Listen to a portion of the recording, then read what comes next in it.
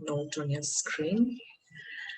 And for those of us that are watching the recording later, hi, my name is Rukmini, and I'm glad to be facilitating this workshop on identities, particularly from an inside-out perspective. How do we work with identity-based conflicts in systems around us by working with ourselves to start with, and then, of course, replicating and scaling up that effort to the systems around us. So this is going to be a reflective space, and it does call for a lot of sharing as we go along. So I do trust that we will hold each other with respect and with sensitivity and confidentiality. While I know this is being recorded, we would still like to uphold sensitivity no matter what. Yeah. So as far as my background goes, I divide my time between the peace building and organization and leadership development space. So it's been about 20 years doing this kind of work, and a lot of my work tends to be around this part of the world where I'm based. I'm based in Mumbai in India, and most of my work is around the Middle East and South Asia and Southeast Asia. And so in the leadership and organization development space, I largely work with corporate organizations looking at bringing about conscious capitalism and conscious leadership. And in the peace building space, my interests largely lie in dialogue and peace education. And often people ask me about, this weird combination of spaces that I work in, but for me, I find it extremely related in the sense of how much businesses facilitate conflict, and therefore how it's important to work in the business space even as we work in the peace building space. So that's the reason for that combination. And identity based work, of course, is at the heart of both of these spaces, corporate and social and developmental spaces. In my own life, if I were to reflect, I think my identity and my several identities that I hold have in a way come to the fore more starkly in the last few years. The India that I grew up in was a lot more secular than it is right now.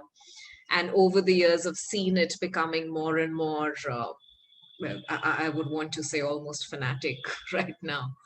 And so it's become more and more important to start consciously working with identities, not in terms of labeling it as a problem, but really looking at how do we have more conversations in a way that we hold space for all kinds of identities that exist around us. And yeah, Crystal, I agree with you when you say that the entire world was more secular, perhaps. Yeah.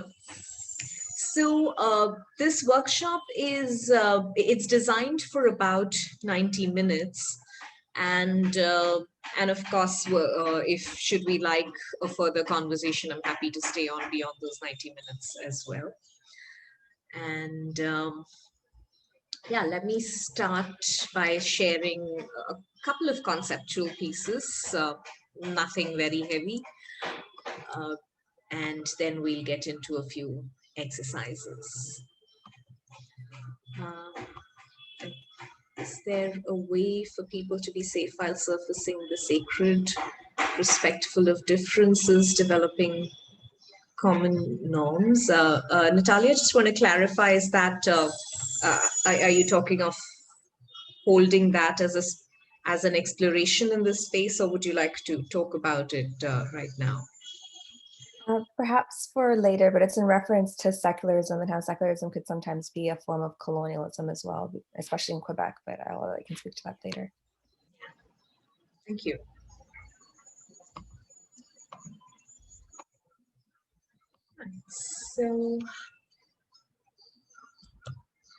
So, yeah, as you see the title here, we were talking about using this space to explore identities and violence within self, with the trust and intention that once we are able to manage and negotiate with identities within selves, we can then do the same for systems around us. And this, of course, has been also part of my learning and continues to be, there continues to be learning around this area, in the sense that, when I started off my career, a lot of my work was in the corporate space, right? Which means that a lot of consulting and policy and strategy work would all be outside in. You're looking at the external and not so much the internal. And over the years, the realization has been that we can change systems all we want, but if the people inhabiting the system are the same, it's not going to sustain. And so if you're looking at sustained change, we really need to simultaneously work with people, even as we also think about what we need to do with the system. And hence the inside out approach. So we're going to work with a really simple definition of identities as we proceed today. I'm not going into a textbook definition of it, but looking at it from a layperson's point of view, that identities can come to us or are imposed upon us or are chosen by us through two lenses. One is the biological lens, and the other is the sociological lens. What I mean by biological aspects of identity are things like my sex, the body that I'm born with, that's a biological aspect of my identity.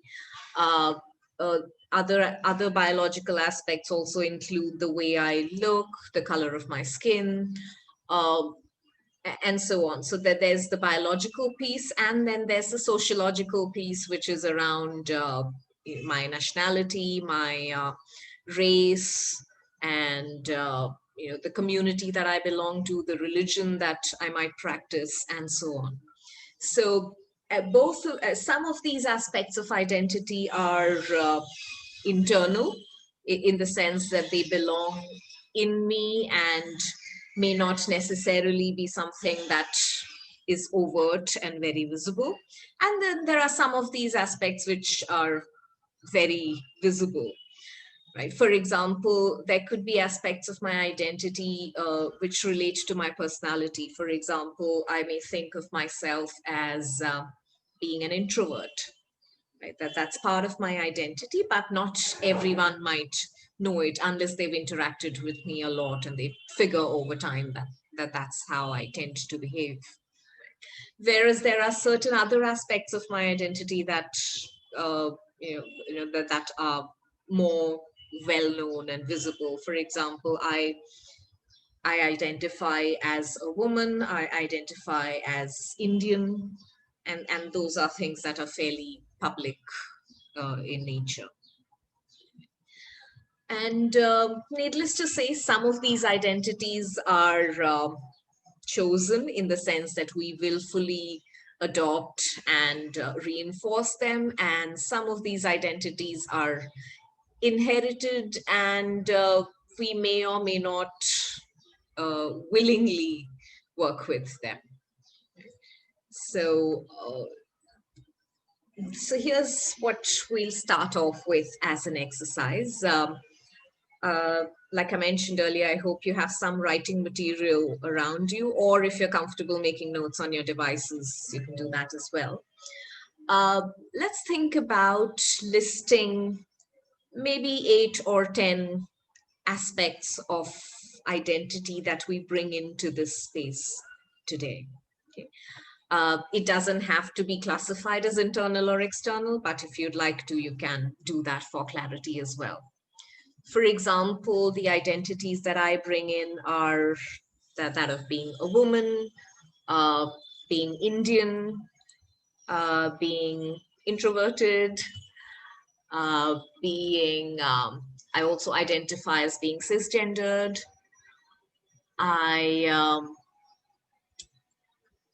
There's one aspect of my identity that I really grudgingly I can't even bring myself to use the word accepted, but yeah, I mean that there is an identity that's often imposed on me, which is that I happen to be born into a family that's considered upper caste in India, and it's not something I want to accept, but my last name gives it away for particularly for Indians. They recognize my caste based on my last name, and it's an aspect of identity that I'm not comfortable with at all, but there it is.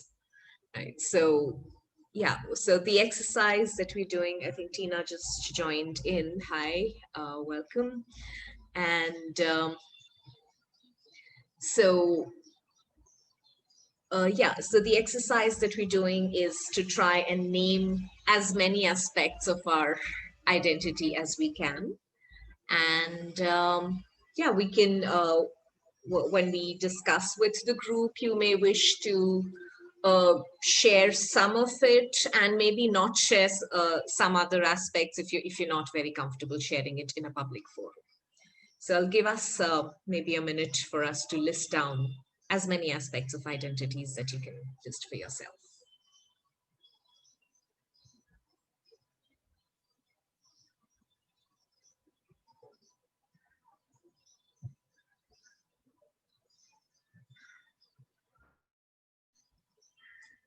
And maybe once you're done, you could probably give me a thumbs up on the participants tab so I know you're done.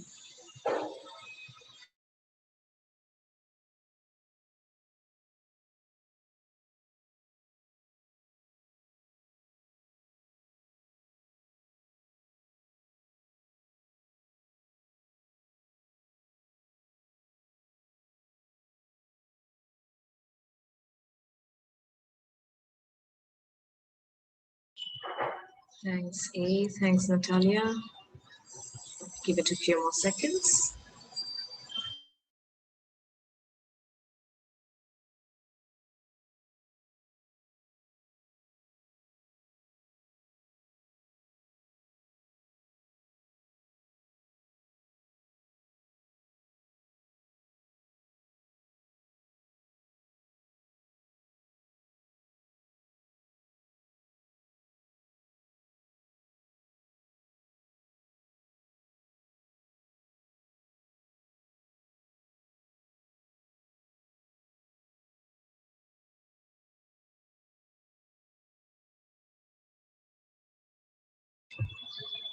Can languages be part of our identity? Yes, very much, Crystal.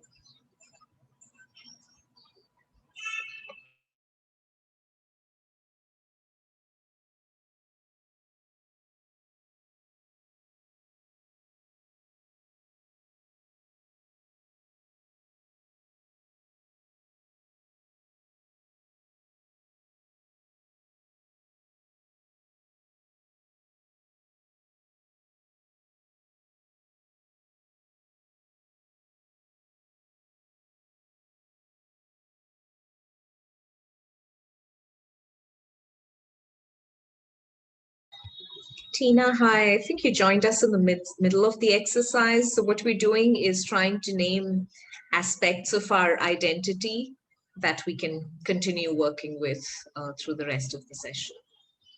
So maybe once you hear from the others, you'll get more clarity. Yes, thank you for that. My connectivity is really bad from here. Where are you joining us from? I'm from the Philippines. Okay. Hi. Yes. All right. I guess Mazen and Nicholas are still thinking, but yeah, feel free to keep adding to the list. We carry so many identities within us that it's challenging to identify all of them. So as we look at those several aspects, is there something you feel called to share about them? I'm not asking us to name all of it, but is there a relationship with each identity that looks similar or different for you, and what does it bring up for you?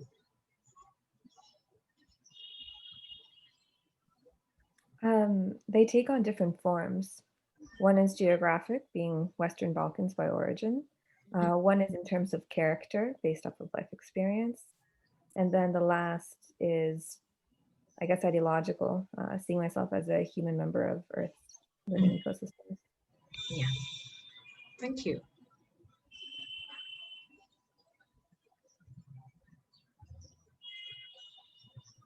Yeah, I think in a similar vein, I had to group mine. And this is the order I kind of thought of them in, is what I am, what I believe, and what I do. Okay. And do you also notice a sense of comfort or discomfort with any of them?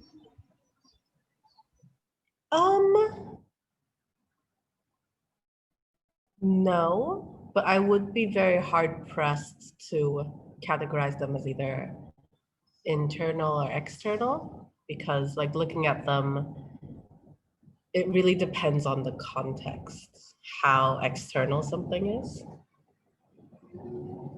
Yeah, that's true. Sometimes it's kind of liminal, so you can't really figure where does it slot itself. Thank you. I had maybe one point where I was first on that issue. Okay, first my identity is being German, which I have kind of like difficulties with, not really seeing that nation state so much. So I would like, as you said, like some things are chosen, some things are inherited. I would see myself rather than being a Berliner, or maybe also rather being European or world citizen than having, but of course, inherently, I'm German. So that was one point I had on that exercise. Yeah, thank you, Nicholas. If I can build on what Nicholas was saying, I think I have a similar challenge. It's not, for example, I'm married, but it's something I'm very uncomfortable being identified as. You know, I don't like this coming up in any conversation. Not that I have a problem with my marriage, but I don't like being a woman who is married and who's a migrant. But otherwise, to build on what Natalia was saying, for me, the identity, I'm very comfortable with all of them. And I think if I dig deeper, I would find things I'm not very comfortable with. This. So far, all of them I'm comfortable with. And I would divide them as political, linguistic, and geographical. Thank you. And to your earlier comment on the chat about languages, I mean, that brought me to reflect on my identity around language and how that's changed over the years. In that, so I grew up with English as first language because that's what we learned at school and so on, and we were also sort of actively encouraged to kind of speak and polish our English, although that's not my mother tongue at all. And I remember how there's this really strong identity formed about being an English speaker. And how, as I grew up, I realized how colonized that particular identity was. In that, it's a country where, I mean, I can't read or write my own mother tongue. I come from the south of India. But I live in the west of India, so my parents migrated to another state where the language is different and the region's different.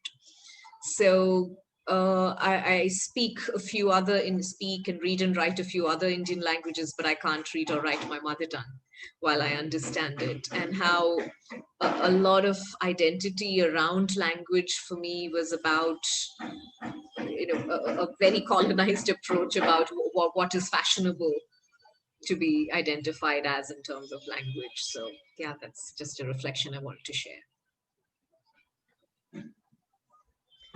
Yeah, I think I realized while listing them that for me, a lot of internal. It falls between internal, external somehow for me, because of course we're also faced with an interpretation of how maybe this is perceived or how we are perceived as it, but maybe we feel it as different. And for me, when I looked at my list, I made a lot of connecting errors, because I feel a lot of has also changed over time. If I look back, maybe, I don't know, 10 years ago or so, I would say that I give some of these identity a different meaning, and definitely some have become more and more uncomfortable in definitely many ways. I mean, you yourself spoke to privilege, and of course also that I think that has come more out, and yeah,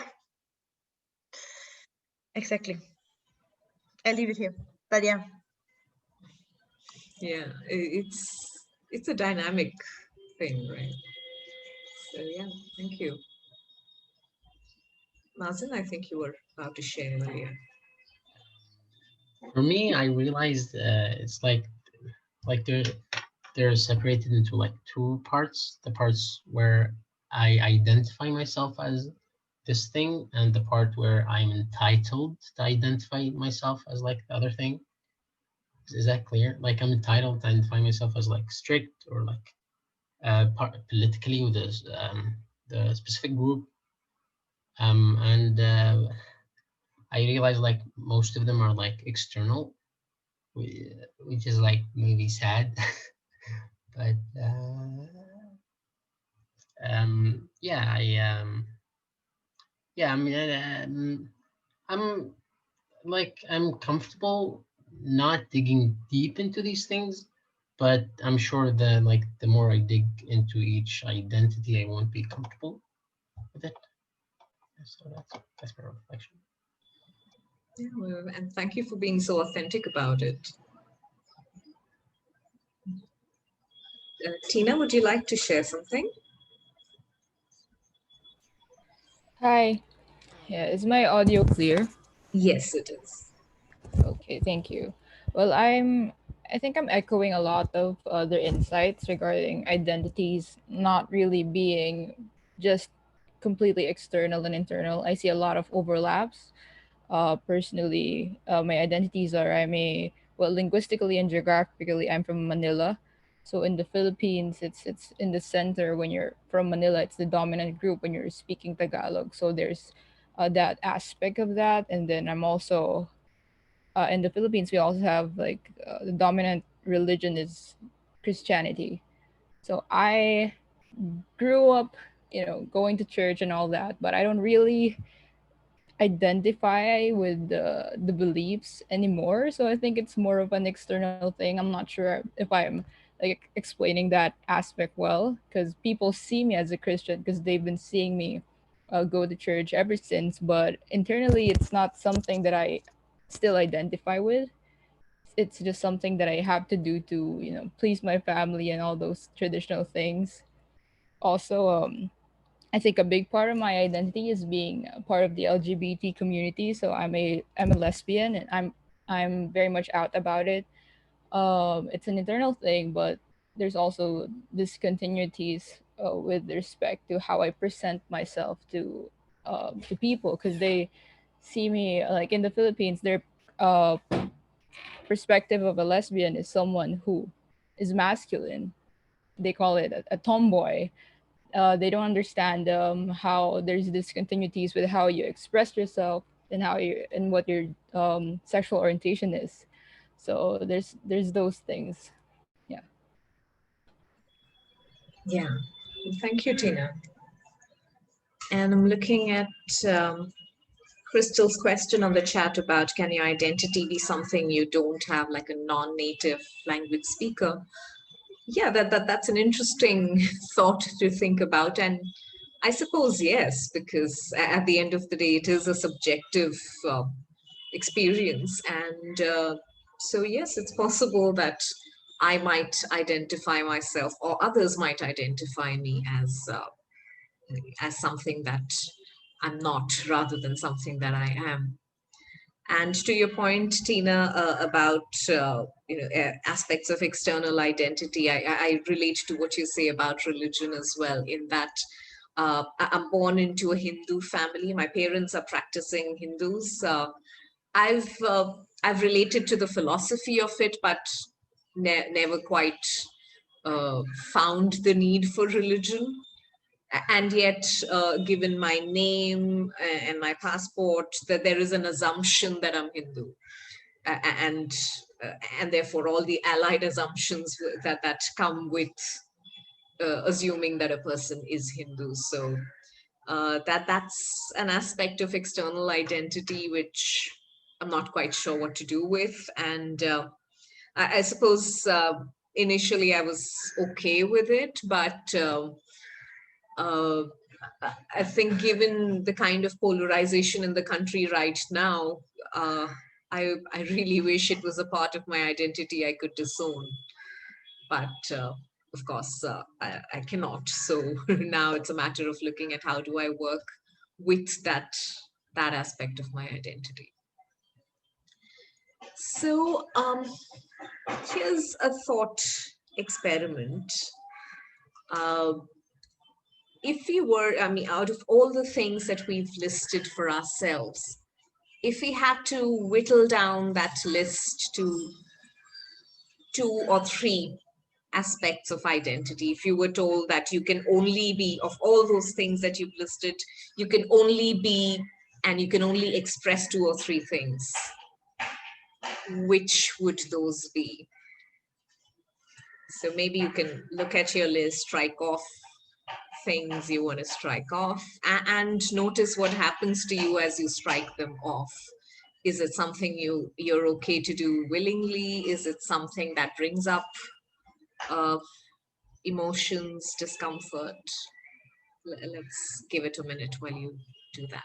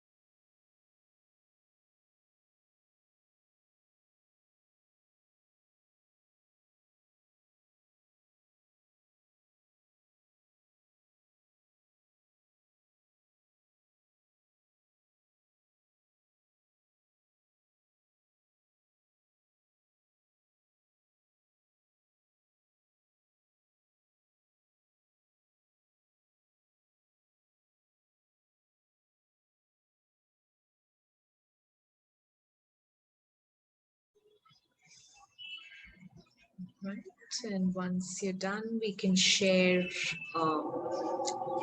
what happened to us as we engaged in that process.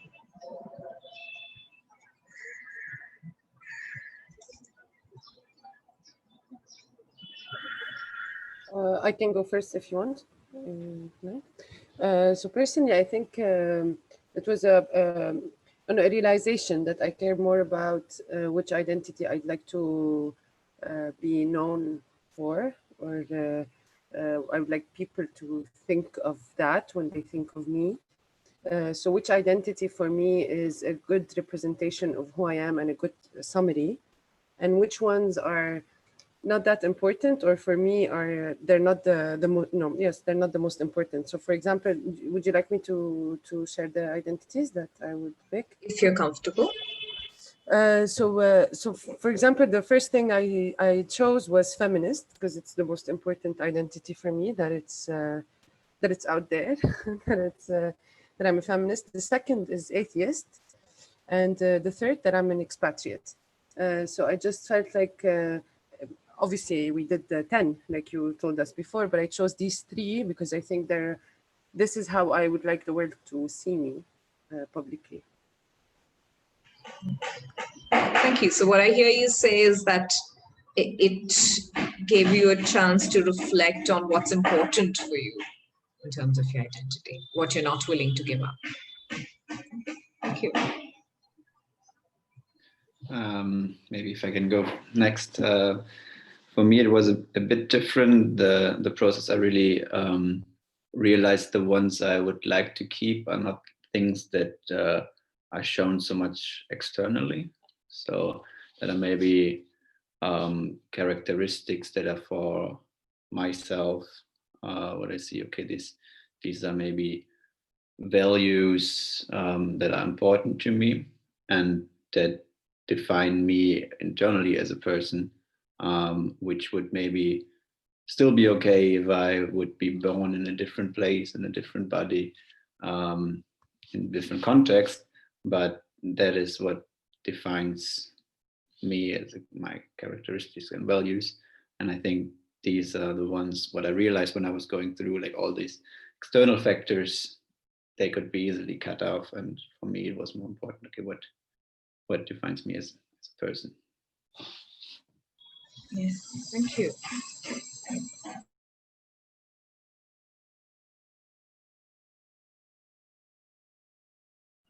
Yeah, I really relate to that.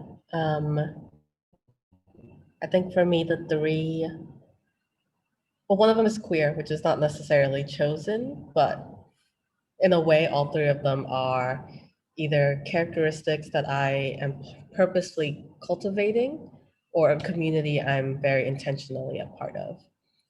Especially because I think you can be queer or, you know, whatever label you identify as and not be part of the community and that sense of politics. And everything, the easiest things to cross off were things that are really relational. So, for example, being female, even though it's physically a very important part of how I experience the world, it's also in a way only important because there is something else to compare it against, and it's made socially important through these larger power structures. Thank you. Maybe I'll go next. I crossed like a couple of things, like strict, close-minded, politically with a side, because I feel like I have the energy to fight, yeah, to prove that this is who I'm not. But I couldn't cross like male because I mean it took me time to accept the feminine traits in me, or like, and realize like they're special, they're not like a bad thing. What, like, the things I would like people to like identify me as is like as an introvert, and as not judging, because I feel like we miss a lot of opportunities and conversations because people assume we're judging because we're from like this ethnicity or this religion or these kind of things. Yes, yeah. Thank you. Thank you, Mazen. And welcome, Joe. We are in the midst of an exercise, so settle in and listen in to the others, and you can join us in the next exercise. Should I go next? Sure, madam. Cool. Yeah, I think I also very easily cut out the geographically ones and the linguistic ones, I think. But I want to say I got a little bit stuck because I think for me, I chose both women and woman, or being a woman, and a feminist. But of course, this is completely associated with my interpretation of what I think it means for me. But I got a little bit stuck because, of course, also listening to you, I mean, it means different things for us, right? Because also from the outside, what is projected on it. But then I try to think more, but by choosing this, what I mean for me, what under these characters or headlines. So for me, it's this kind of, yeah, like fighting or reaching for inequality, being critical, respectful, but also self-reflective. This is kind of the what I I think for me lies deeper between these two headlines, at least in my in my interpretation of these identities. But I know if you would just choose it, it would be differently perceived by others. So yeah, I would be curious how you, in your work, how you balance between what we feel for it and how the perception of it or association with it. Yes, and often the conflict around identities is precisely that my perception of it is not necessarily the outer perception of it. So yeah.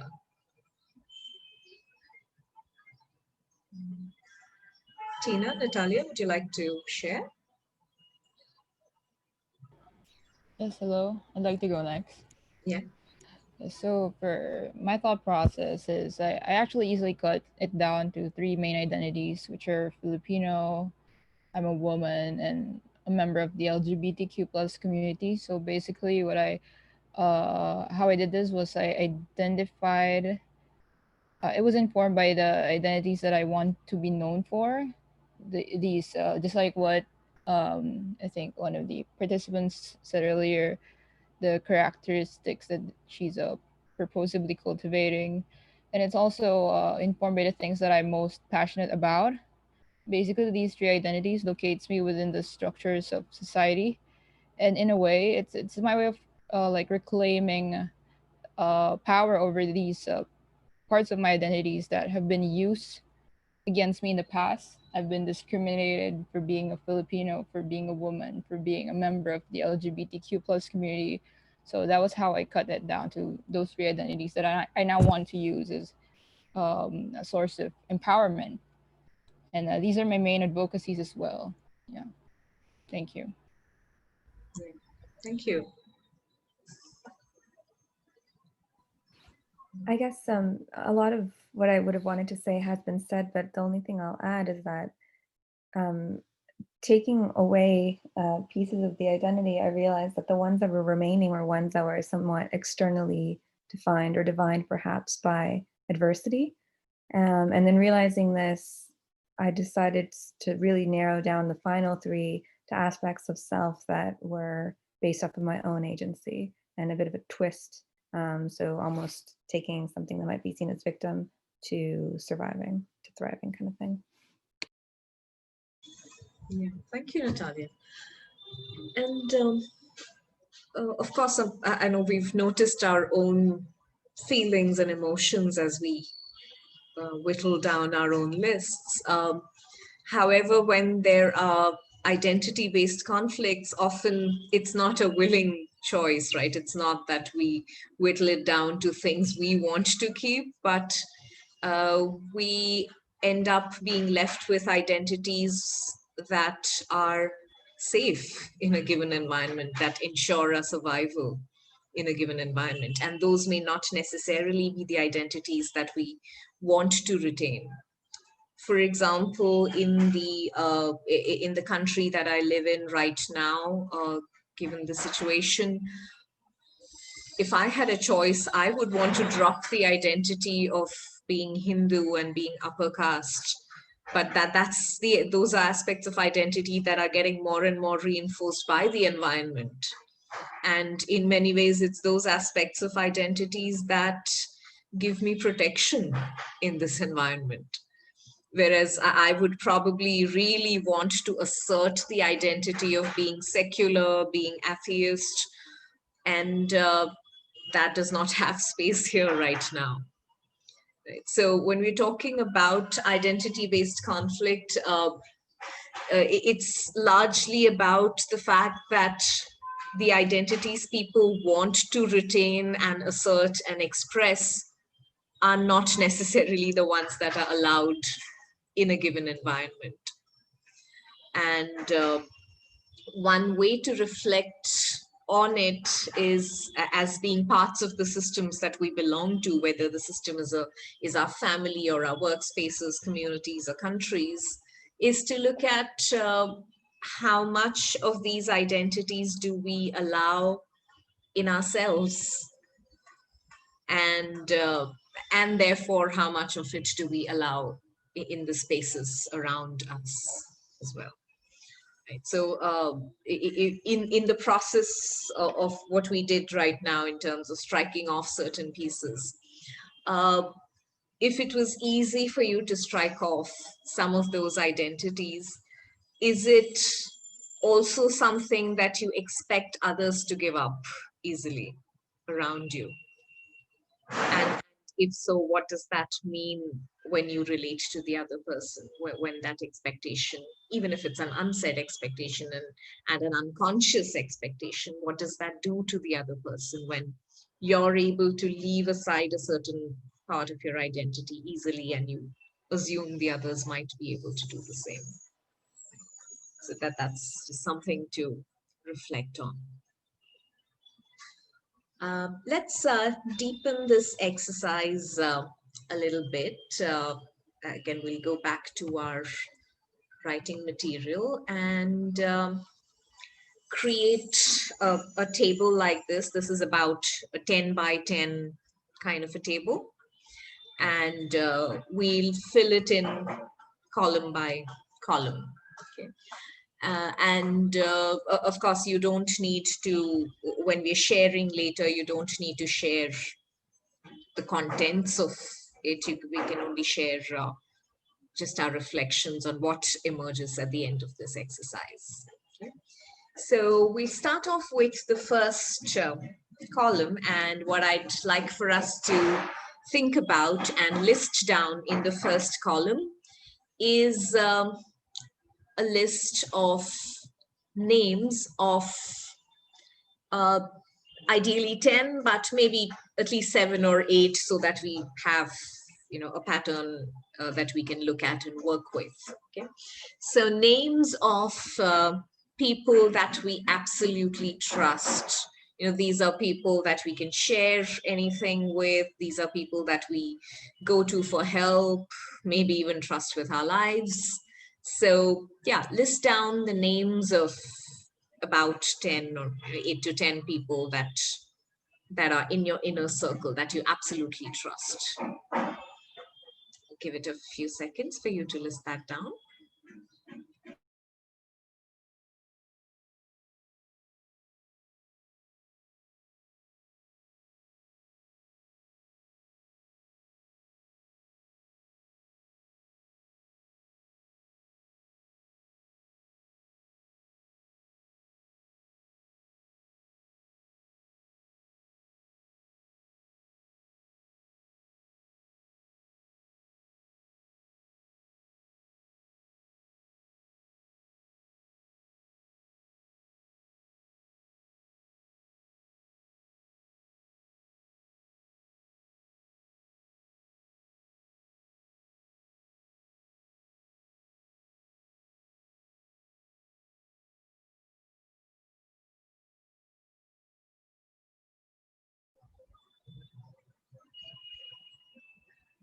Okay, I'm guessing most of us would have our names by now. Yeah.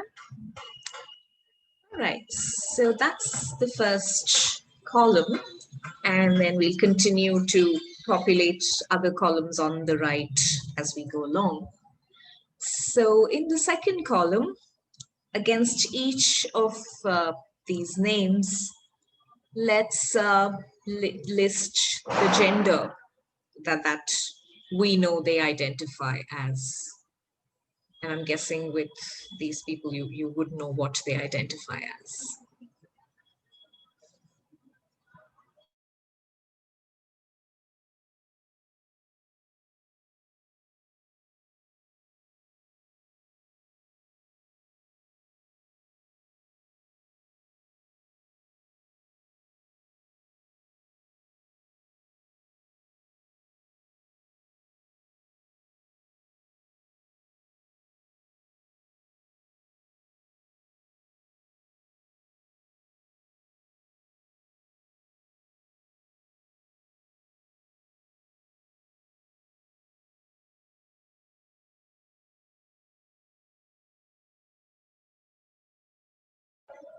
Okay, let's go to the next column. Let's look at listing the either the specific age, if you happen to know the age of these people, or at least the age range, an approximation of their age of each of these people that you've listed.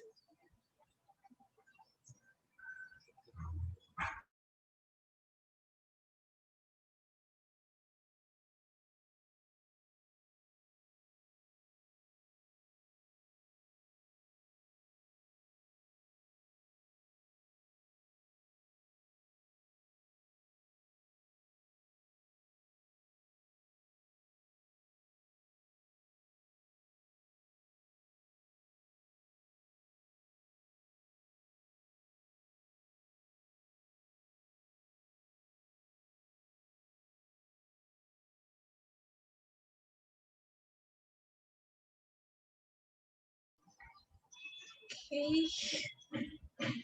Next, let's look at the ethnicity of the person and religion, if you know they practice a religion.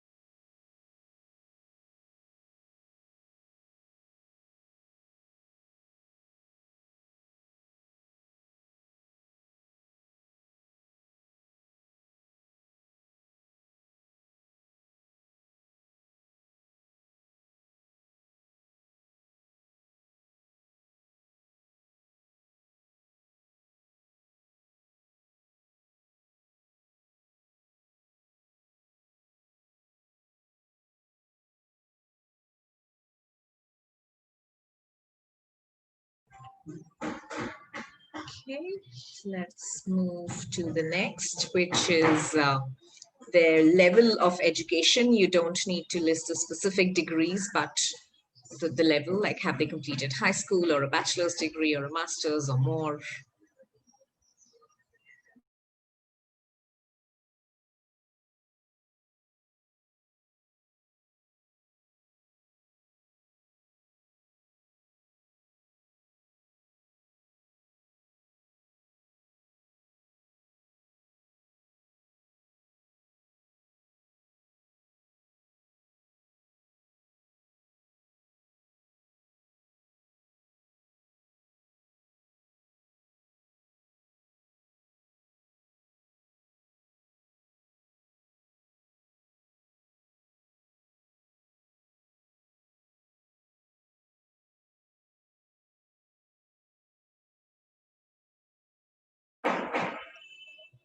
Okay, the next is what's their sexual orientation?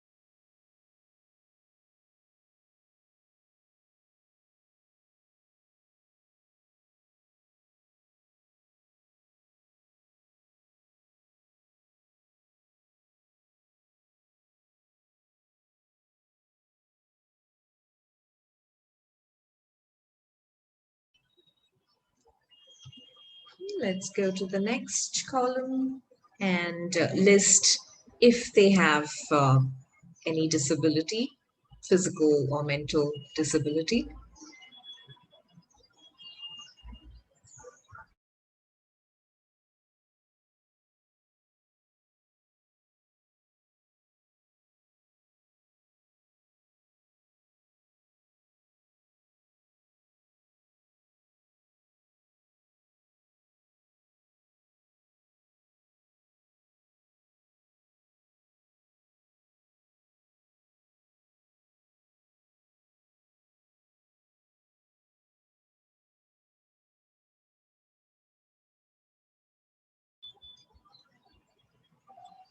And the next is their style of communication. You could think about it in the context of are they introverted or extroverted, or you could also think of it in the context of style. For example, are they passive or aggressive or assertive? That's another way to list it.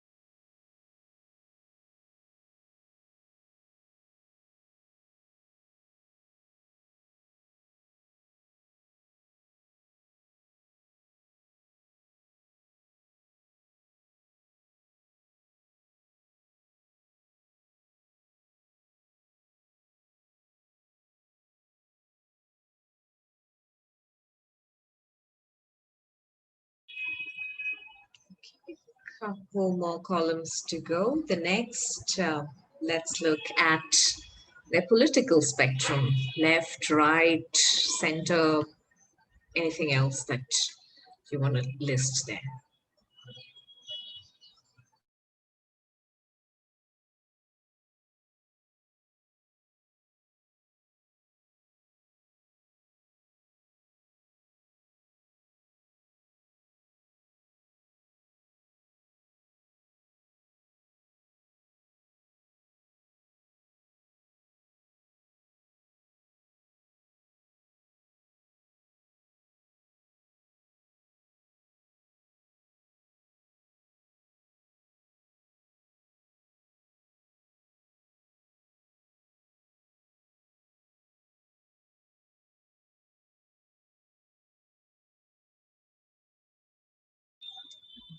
And finally, their professional background in terms of are they self-employed or which means they have a business, or they consult, or they are employed somewhere, maybe government service, whatever you know about their professional background.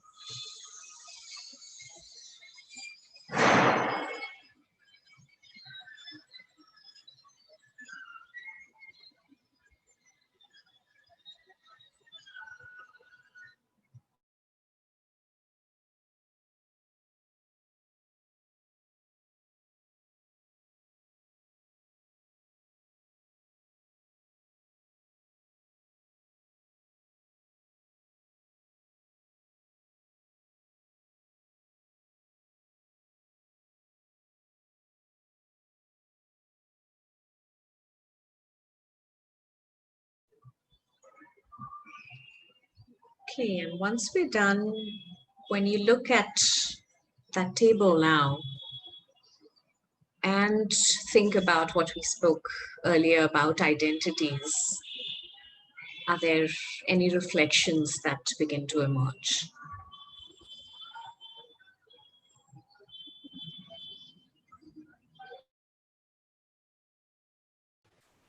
For me personally, I think it's how identical, how many things in common all these people have, and I never realized this. You know, I think for the first time I can look at this and say, okay, this must say something about me as well, and about who I trust. Yeah. Yeah, but sometimes there's a sense of homogeneity in our inner circle, and that's that also points to what sort of identities do we allow and encourage around us. And so the reflection that it could bring us to is around what happens to people that are not like them. If they have to be our colleagues, or if they have to be around us, work with us, what happens to those that are not like us?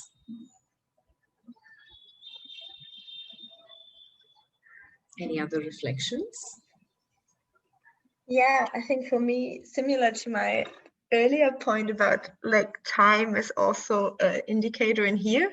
And if I look at the list of people I've listed and when also looking back where the similarities are and when I've met them, I can see that things have also, I maybe myself have evolved, but I still trust, I would say, the earlier group, though I might find myself less similar, at least in some of the categories. And I think sorry, maybe this is too abstract, so I'm trying to make it more clear, but actually in the first exercise I listed that even though I come from a quite religious upbringing, but live in a country now where I would say religion is really not important and often more looked on, in my experience, as a joke. But still, even though I don't really know where I'm standing on religion, I can feel that much of my upbringing and the values associated, as well as respect for difference, is always coming out for me. So I feel I can see again this time and where have I moved and which people I've met and trust now on my journey. That's very visible for me in this table. Thank you, Maren. And yeah, when you talk about the reflection and how that list might have changed over time, that also speaks to us about what we've experienced around our identities in the past and where that journey has led us.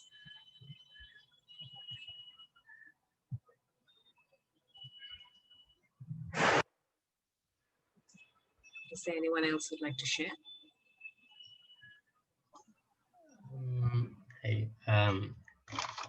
To me, I can like realize what things like, because in some things they're all the same, and others each one of them is like totally different. And I realize that I have formed that I have sometimes I have problems accepting certain people. But at the same time, like I see like differences in some places. It's to be honest, it means I haven't been accepting all kinds of people. Maybe, I mean, I wasn't aware of this till now.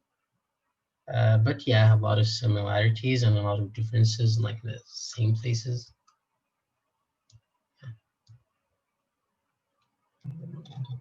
Yeah, sometimes it's interesting to note how there are similarities in certain columns and that there's heterogeneity in the others. And it can also point us to what are aspects of identity that are precious to us and what are we willing to accommodate or tolerate more.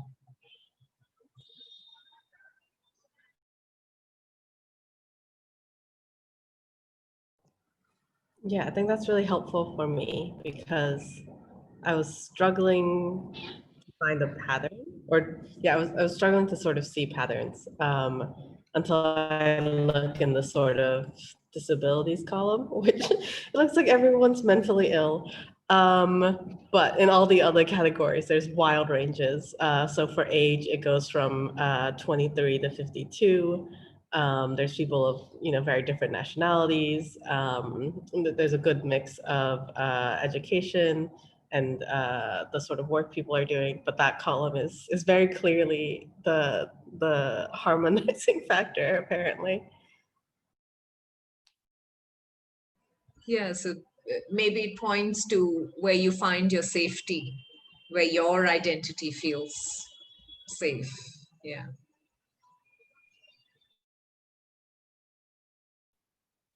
Yeah, also for me, I mean, I've seen some categories where there's really a lot of homogeneity, but I'm not so sure if it's maybe also a bit the bias before in the selection, like for example, like with the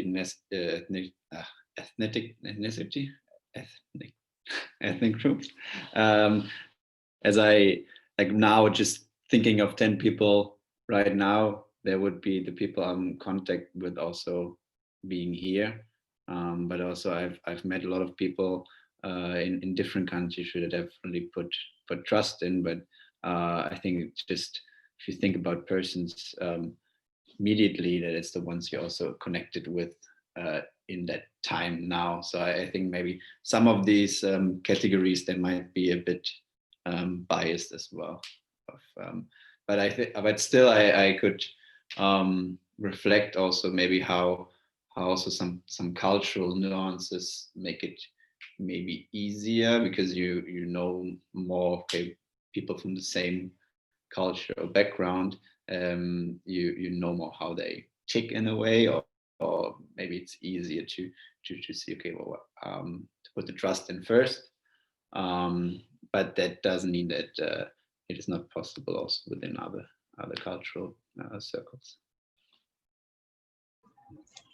Yes, Nicholas, it's sometimes it's also about reflecting on what kind of identities does our environment permit us to relate to.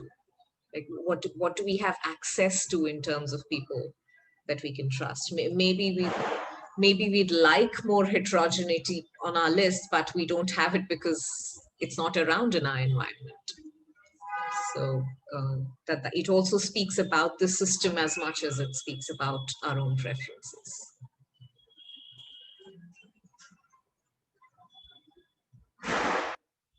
Tina, Natalia, would you want to share? Not a compulsion, of course, only if you wish to.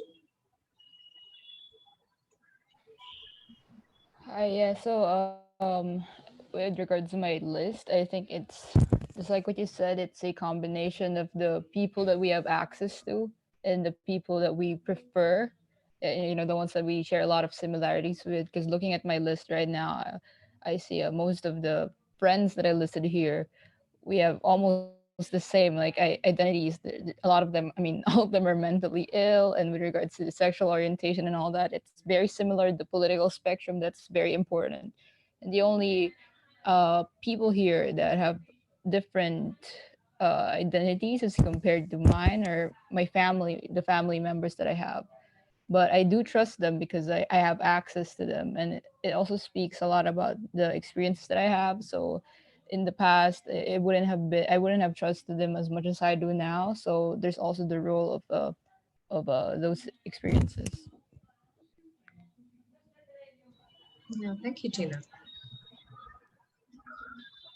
For myself, I realized that I seem to have a bias towards difference in terms of ethnicity, gender, race, class. So there's a lot of variety. Not as many people from my own ethnic group, which is something that I've been trying to work on, just because I think integration is important. And then politically, I tend to have a lot more similarity there. Thank you, Natalia. And yeah, so when we keep reflecting on this, there are many layers to this exercise, right? Part of it is about looking at our unconscious bias around identity and what makes us feel safe.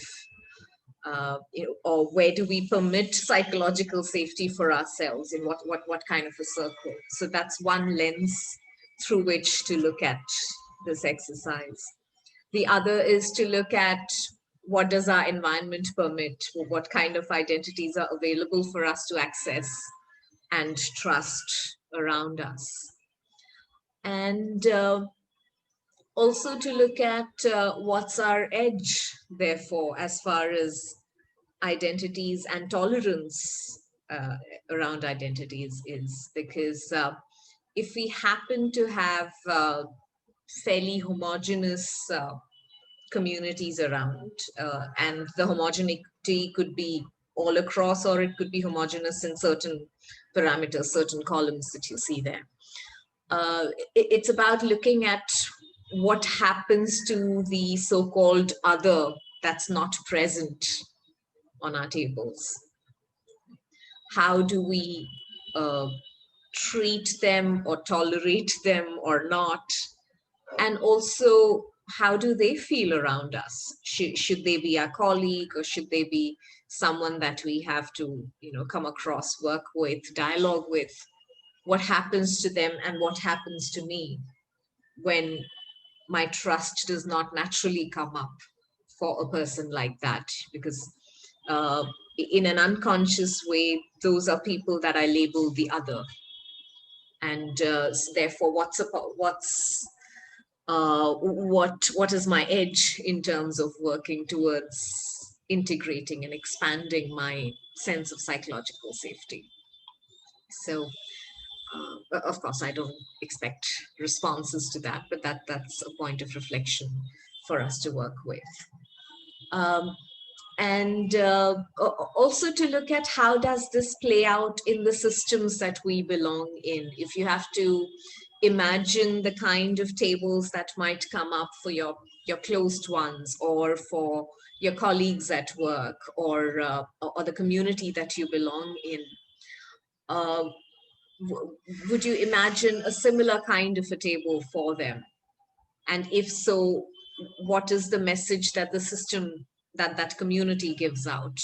Like, what's the message that is received by the world from that family, or from that organization, or from that religious group, or whatever is the community that you're referring to? So yeah, that's a point of work for us.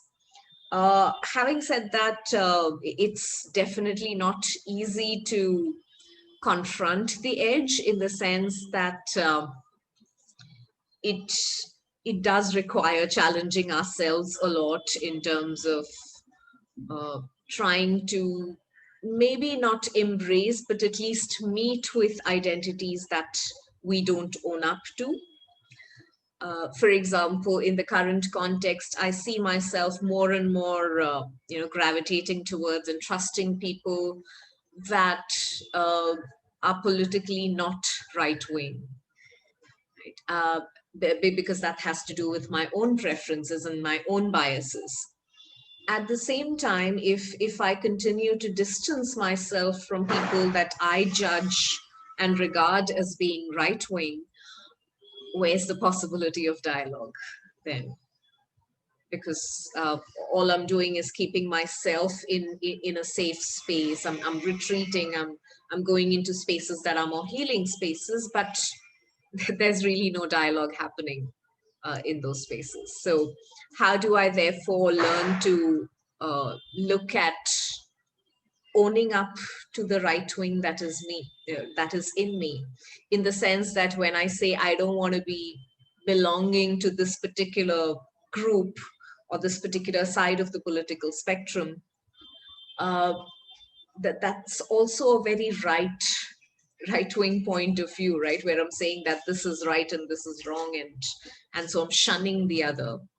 And therefore, I need to own up that part of me and look at how do I reach out in a way that I'm respectful of the other. I may not necessarily start off with trust, but can I at least respect them for who they are? So that's a reflection that I've personally been grappling with and continue to work with over the last few months. So we've got a few minutes left, and I want to share a couple of tools that could be useful to us while working with identities and non-violence towards identities within self and also outside of self. And let me share these tools. Of course, each of these are really rich tools, and I could speak for days on end about each of them, so I'm not going to get into too much detail, but just an introduction and an encouragement to read up more and work with these tools. One of them is what you see on the screen now, which is nonviolent communication, which was propounded by Marshall Rosenberg. And NVC is many things to many people. At its core, it is definitely a conflict resolution tool. It's a great conversational technique. But beyond that, as a practitioner of NVC for over 10 years, I can say that for me, it's evolved into a philosophy and into a value, not just a technique. And there are very many layers that it opens us up to if we practice it regularly. So while there's a lot of material you'll find online about NVC, uh, and books as well, what you see on the screen is a 4-step process, which is at the heart of it, right? Any NVC process entails going through these 4 steps. And these 4 steps can be used in the context of dialogue within self, like if I'm having a dialogue with, let's say, 2 aspects of my own identity that are in conflict with each other. Or it could be a difficult conversation I need to have with another person outside of me, or even in large group dialogues that you're trying to mediate or negotiate. So the first step in the process is to state the situation, the identity conflict that you're dealing with, to state that conflict in the form of an observation, not as judgment, not as opinion, not as blame, not as thought, but really as an observation. The distinction is that an observation is not my point of view. An observation is absolutely verifiable and it cannot be contested. Okay? For example, the walls in this room are painted yellow, right? That's an observation, and that it looks yellow to everybody. Right? However, if I happen to say that I like the color of these walls, that's not an observation, that's my opinion. Right? So the first step is to translate the situation, the conflict, into an observation. And then the second step is to name the feelings that are brought up as I deal with that observation, the emotion that comes up for me. NVC, if you read further into the theory, it talks about how feelings are generated because there are needs that are fulfilled or not fulfilled, needs that are met or unmet. Okay? So when a need is met, it is satisfied, then the feelings that it generates are pleasant, they're positive. And when a need is unmet, unfulfilled, then the feelings that are generated are not so pleasant, not something we want to experience. So the process goes from naming observation to naming the feelings, the emotions that are brought up as a result in the context of that observation, and then the need that is usually unmet in that context. And then finally, to make a request around those needs. Right? And remember, this is a request, not a demand. And therefore, the other person, if there is another person that you're dealing with, has an absolute right to say no, that they cannot meet your request. And that's okay. There's always a possibility of us satisfying our own needs. The reason it's critical to name and identify the needs is because that's our common ground. All of us as human beings have the same needs, some of which are of course met for some people, they're not met for other people, but all of us as humans have the same basic needs, which are around, all of us, for example, need to be loved, we need safety, we need a sense of belonging, we need validation, acknowledgement of our existence.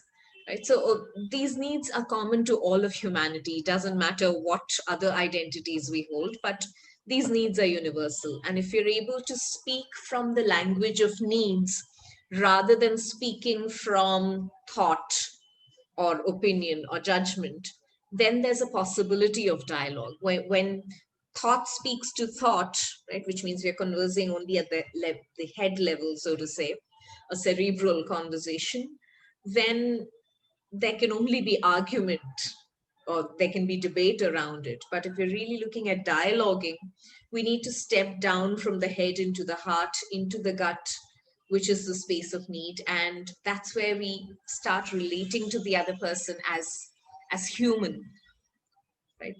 And from that space, the tone, the energy of the conversation is very different, because here we're not speaking from one identity, which is in conflict with another identity, but we're speaking with our core, which is our shared humanity. So for example, if I were to, let's say this conflict that I've been talking about, about being upper caste in this country right now. And, that there's been this inner conflict around, I don't want to be, that there's a part of me that says I don't want to be identified as being upper caste, and that there's a lot of shame and trauma that comes from the past around being, of belonging to this caste, and I don't want to be identified as such, and yet I am. My name gives it away, right? So my thought and my opinion and my judgment around it is, I don't want this identity, right? But there it is. There's nothing I can do about it. If I were to shift that thought into a space of observation, it would sound something like this. I happen to have a last name that indicates that I belong to this particular caste. Right? So I've removed the charge around it, the emotional charge around it, and I'm stating it just as something that's an observable fact, that I happen to have a certain last name, and the last name indicates a certain caste. Right? That's the observation. If I were to now name my feeling around it, the feeling is that of discomfort, it's that of sadness, that I'd rather not be identified as such, but yeah, that's what it is. So the feeling is that of sadness. What's the need that is unmet, which gives rise to the sadness? For me, it could be different needs for different people. For me, the sadness arises because of my need for equity. I'd really like equity for people of all castes and creed and religion. And I don't see that happening. So the need for equity is not met, which is why the feeling is that of sadness. Now, the request that I can make of myself in this example is that, okay, that there's not much I can do about the fact that the environment identifies me as belonging to a certain community. But the request I can make of myself is, in order to fulfill my need for equity, can I use my privilege that comes with being of this caste to start talking about caste, to start having conversations, and to create awareness and to create movement in my community around it? So that request then allows me movement instead of staying with thought and judgment, which takes me into a space of stuckness. Right. So that's the transition we can look at while working with nonviolent communication. And of course, the same pattern of dialogue can be had with another, or it can even be had with larger communities. If it's sometimes challenging to name feelings and needs, I would encourage you to look up inventories for feelings and needs. A lot of them are available online on several websites that work with NVC, with nonviolent communication. So yeah, those inventories are useful in us being able to really identify and zero in on specific emotions and needs that we're grappling with. So that's one tool that's very useful in the context of working with identity-based conflicts. Another tool which I often integrate it with is this one, which is called Internal Family Systems, which was developed by Richard Schwartz. And so the Schwartz's, the primary theory around it is that there is a core self that each of us has, the core self that we are born with. And that self does not hold and does not need identities, right? So when a baby is born, a baby is not born with wanting to know if it's a boy or a girl. The baby is not born wanting a religion or a community identity or even a name for that matter, right? It's not a natural need. It's a social, identities are socially imposed as we grow up, right? The self is complete in itself. It has a sense of wholeness without needing identities. However, given that we live in a society where identities are required for functioning, we end up developing those identities. And usually, most of these identities can be slotted into one of these three roles that you see in the outer circle. There are some identities that play the role of a protector, which means they, in a way, lend us protection in the environment that we are in. For example, for me right now, when I live in India, being Hindu, being upper caste is a protector identity. It allows me to do the work that I do. Right? So it may not necessarily be an identity that I want, but it does act as a protector, and I can leverage on that identity to be able to do the work that I do. There are some identities which are manager identities, in the sense that they help us navigate, get about with our day-to-day activities that we do. For example, let's say my identity as an Indian and the passport that is Indian helps me, go around the world and do what I do. There are other manager identities, like often gender identities are manager identities, in the sense that they help us navigate life in a certain manner. Right? So that's one kind of identity, one kind of role that identities can play. And then there are identities that are exiled, right? Aspects of us that we either willingly or unwillingly suppress and not talk about. So, for example, I think for the longest time, my political identity was absolutely exiled, in the sense that I would think of myself and talk about myself as being absolutely apolitical. So that identity was exiled because I did not want to deal with it, till a point where I had to kind of, bring it up and start working with it to say, okay, I cannot afford to remain apolitical. And therefore, I need to look at how do I integrate and work with this identity. Now, when we integrate these two tools, NVC and internal family systems, it makes for a great way to facilitate conversations within groups and also within self, in the sense that typically conflicts arise because each of these roles that are played by identities tend to have conflicting needs. Right. So when, for example, someone is on a different side of the political spectrum than I am, it's possible that their political identity has a certain need which is being not met by my political identity.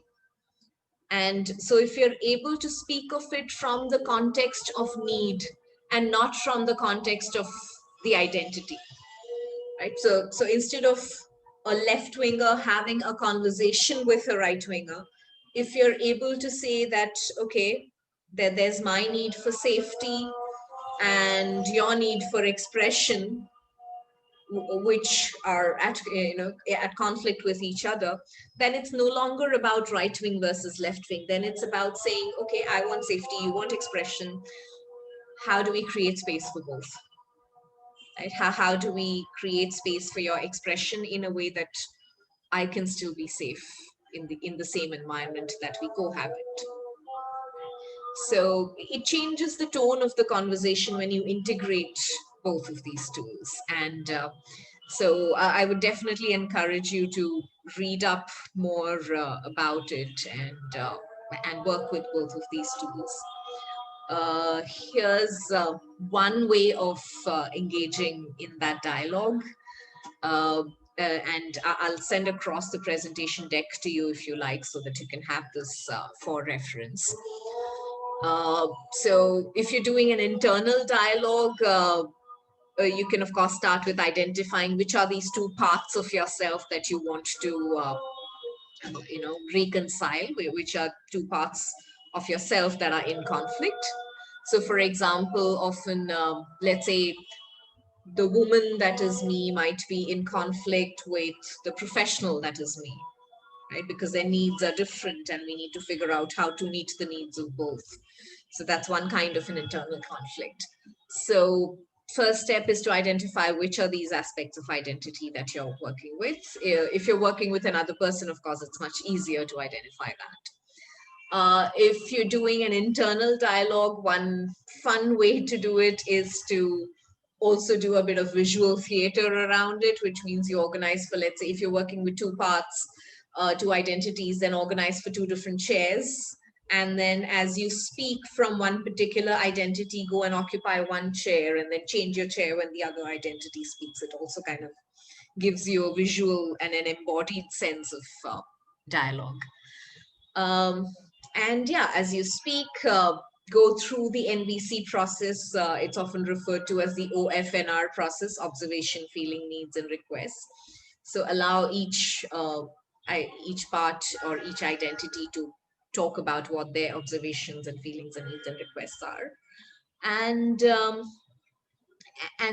then arrive at the needs of both and make requests around how can both of those needs be met in a way that there is still coexistence, there's still cohabitation of those identities.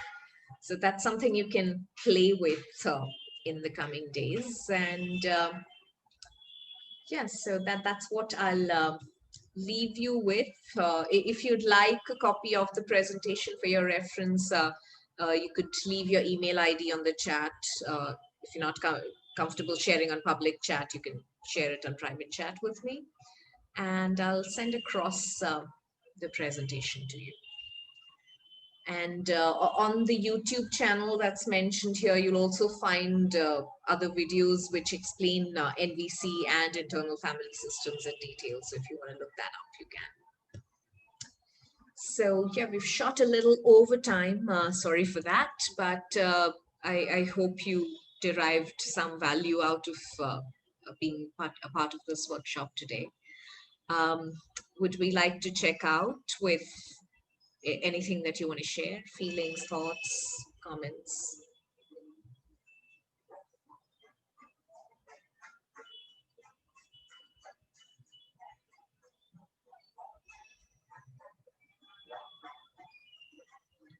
If you don't want to share, that's okay as well.